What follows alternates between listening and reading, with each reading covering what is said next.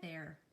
So, me and my husband just bought a house, and to our surprise, it has a lot of issues. More issues than we could even imagine. I'm a DIYer and I want to blog my ugly home renovation journey. Since money is pretty tight, I'll be doing most of the renovation myself.